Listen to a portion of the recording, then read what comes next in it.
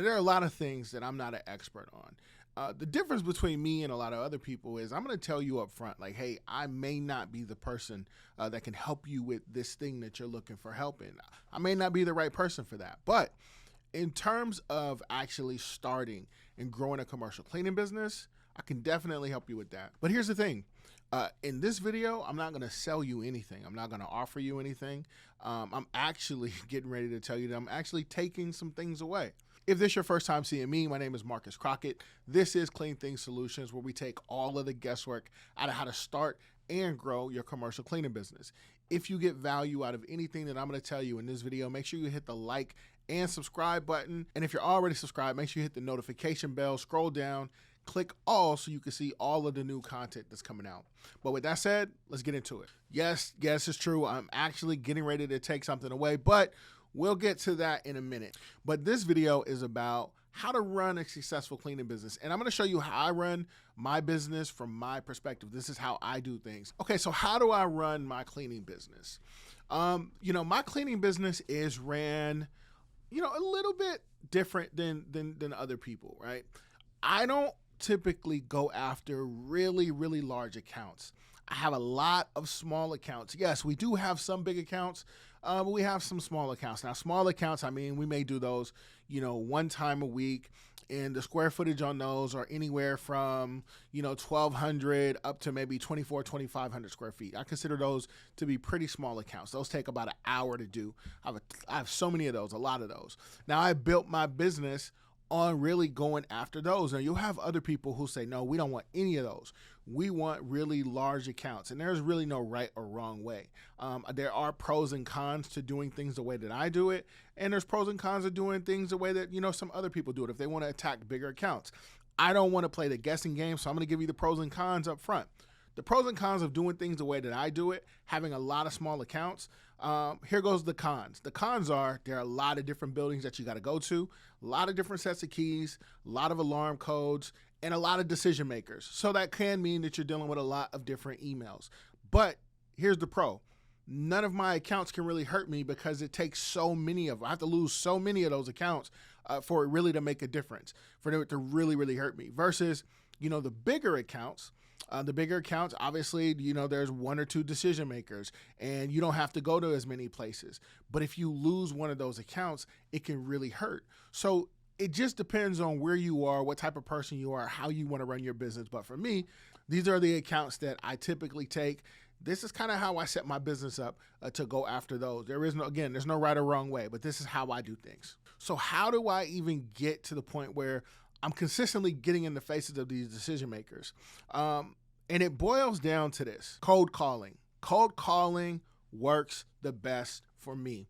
I had jobs in the past in my early 20s and late teens where I was a telemarketer, right? I've had jobs where I had to be on the phone all day. I still don't like doing cold calling, but if I lost everything today, I didn't have any virtual assistants, I didn't have anybody, I would be able to get on the phone and be able to make calls and close deals to get me in front of people who can say yes or no to a contract. Once I get that contract, now I can start to outsource different ways for me to be able to go ahead and secure more and more prospects. So what am I taking away?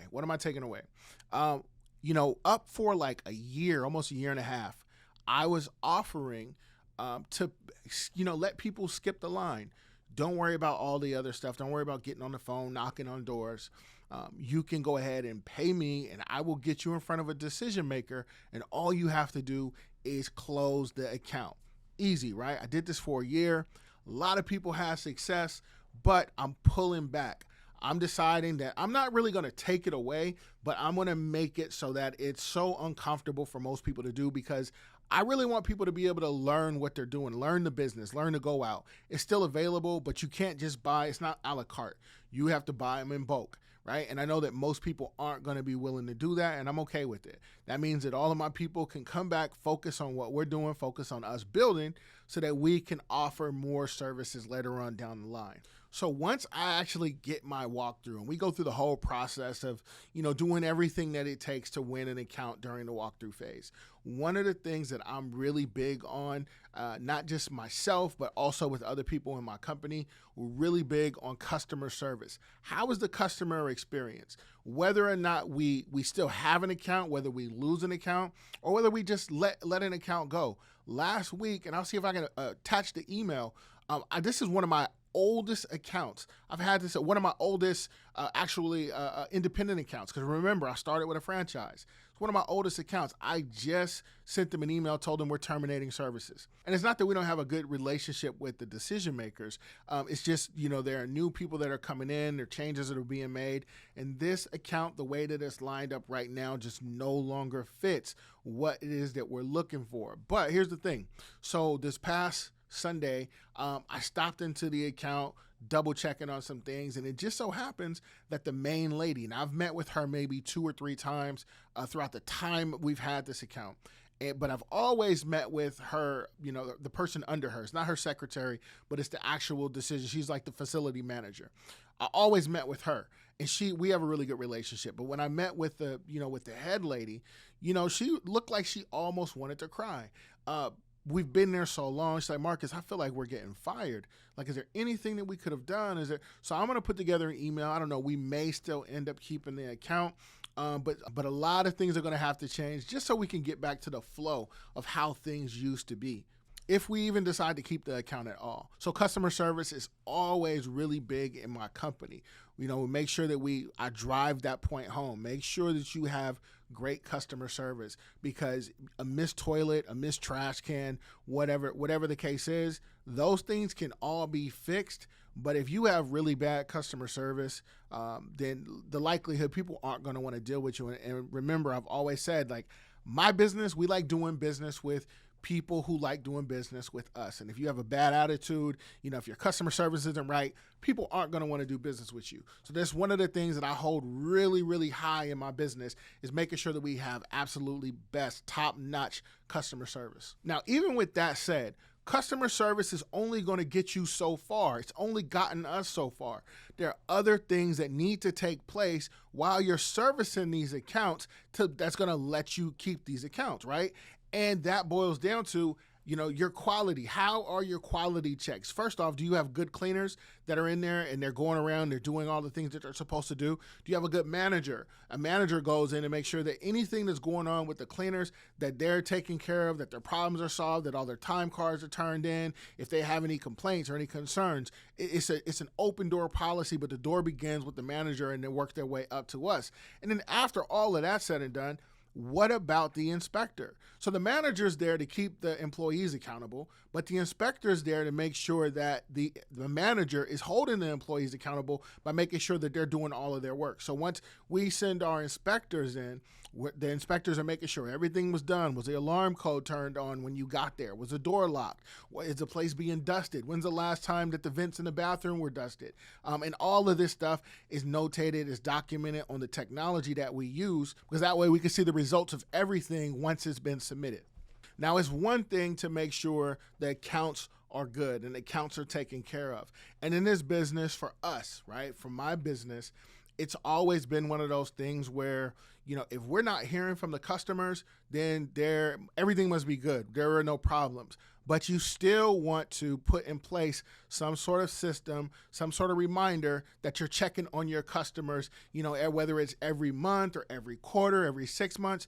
You want to have something in place that you're checking on your customers to make sure that all of their needs are still being met. Sometimes, the needs change. They may say, hey, business is really picked up. We need to add an additional day of service. I'm glad you called. We need to go ahead and get that set up as soon as possible. Or, business is kind of slow. We need to scale back. Or, where business have grown so much, we're actually going to get another space in addition to the one that we have. Or it could be a situation where, their partner around the corner or their friend or their colleague or whatever the case is, they need an additional service. Are you looking to take on more business, right? So this is the reason why you always want to have a certain level of communication with all of the people that you're doing business with, because each one of those scenarios that I just went over just right now, all of those things have happened. All of those things have happened to us within the last, definitely within the last 12 months. But, just keep in mind that people's situations change, but I also make sure that all of my customers are still being taken care of and serviced the way that I said that we would service them at the time we signed our contracts. Once all of those things are flowing and everything is moving right, all of our employees are good. The managers are doing what they're supposed to do. The inspectors are double checking on that. My clients, they're all good. And we go on a cycle. Let's say we wait 6 months after we get this contract and everything is flowing smooth. Well, guess what? Now I go out and I ask for more business. Hey, client such and such, we are expanding our business. Do you know anyone in your circle or any of your colleagues, anyone else in your building who are in the market for cleaning services? If so, we'll offer you this once they sign on with us, to give them a little bit of incentive, right? We'll give them some sort of, break or coupon or whatever that they can use to take off of the next month's billing or whatever the case is. We offer them those things so that they're more than happy. They're willing to go out and spread the word about our business. Now, keep in mind, this is how we do things in my business. Some of the stuff I said was general. It can be applied to whether you have small accounts or big accounts. All of those things can apply, but this is the way that we do things in our business specifically. One of the things that I can't stress enough is the importance that technology plays in our business. Now, if you're interested in seeing like some of the stuff behind the scenes, what technologies are we using? What makes our systems flow that much better? What are some of the softwares that we use? So go ahead, fill out the link below. I'm going to put together a video showing you all the software that we use and how to use it, right? Because that's the other thing. How do we actually use this software?